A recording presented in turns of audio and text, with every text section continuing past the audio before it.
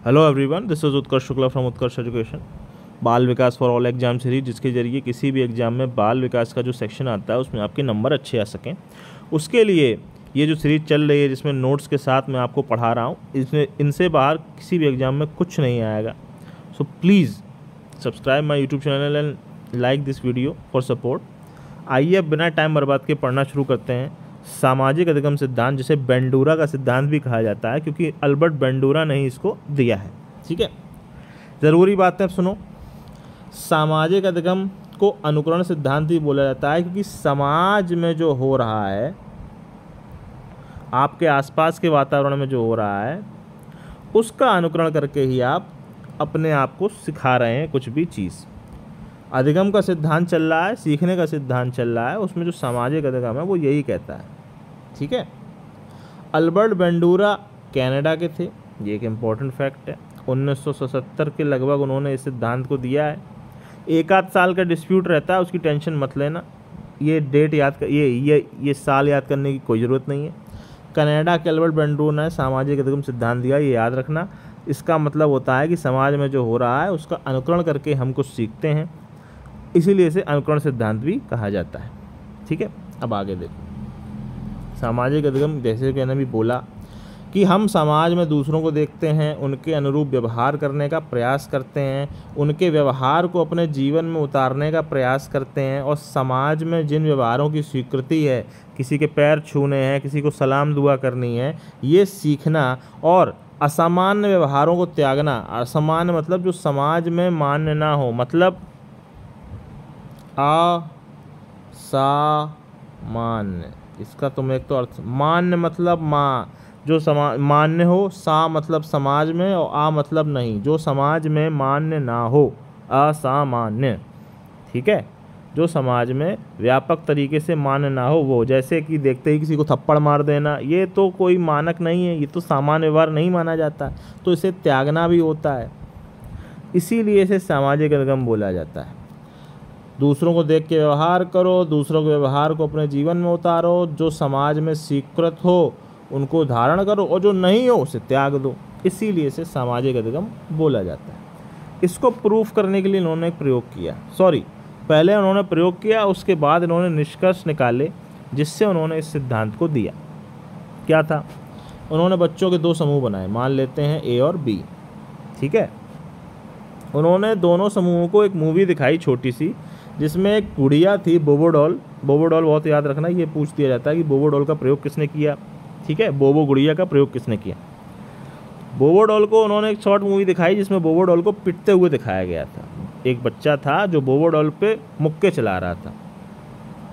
एक समूह जो था उससे उन्होंने कहा कि ये गलत मूवी है, ये गलत व्यवहार है, इसको कभी नहीं फॉलो करना, वगैरह वगैरह। और दूसरे समूह से कहा कि देखो कितने अच्छे से वो बोबो डॉल को मार रहा है, कितना अच्छा बच्चा है, कितना अच्छा व्यवहार कर रहा है।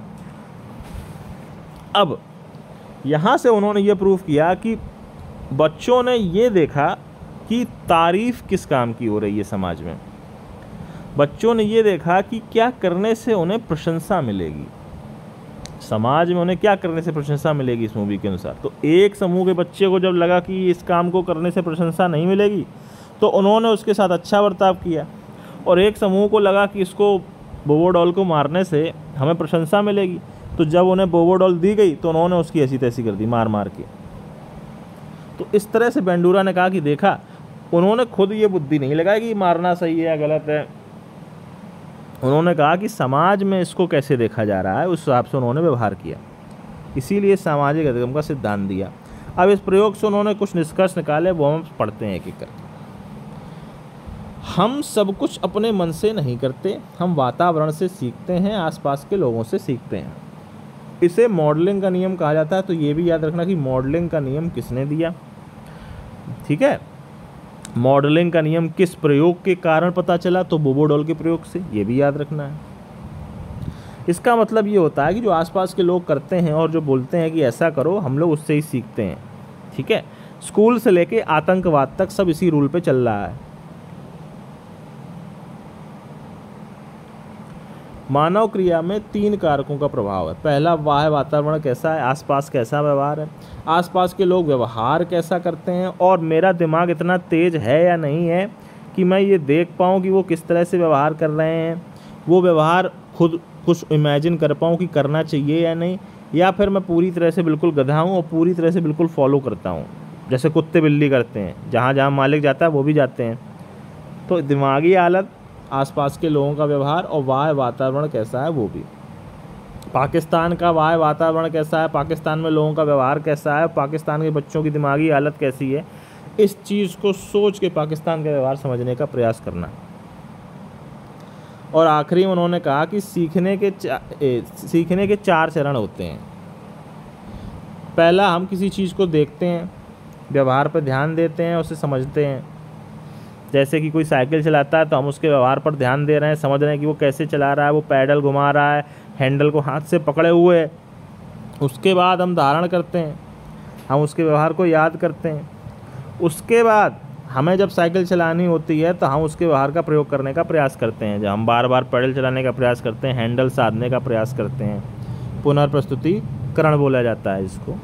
और जब हम धीरे धीरे प्रैक्टिस करके साइकिल चलाना सीख जाते हैं तो अब उस प्रकार की समस्या के लिए, अर्थात अब कोई भी साइकिल मुझे मिलेगी, चाहे बड़ी छोटी, लड़कियों वाली लड़कों वाली, अब मैं उसे चलाने के लिए उसी प्रकार के व्यवहार का प्रयोग करूँगा। ठीक है, तो इसे स्व पुनर्बलन कहा जाता है। इस प्रकार साइकिल के एग्जाम्पल से मैंने तुम्हें ये समझाया है। करके सीखना तो बताया ही है ऑब्वियसली, क्योंकि अभी तुम्हें दिखाई रहा है कि ये जो स्व पुनर्बलन है इसका मतलब क्या है कि समस्या आने पर व्यवहार का प्रयोग करना, इसे ही करके सीखना बोला जाएगा।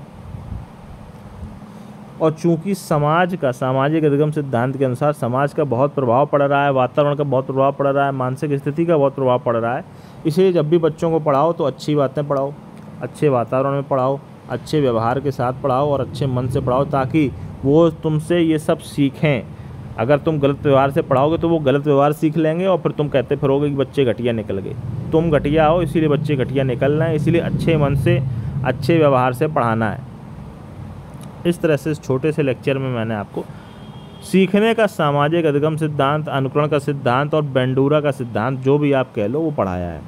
अगर वीडियो अच्छा लगता है then please like my video and subscribe my YouTube channel. Support के नाम पर बस इतना ही मांग रहे हैं। Okay, thank you very much. जय हिंद।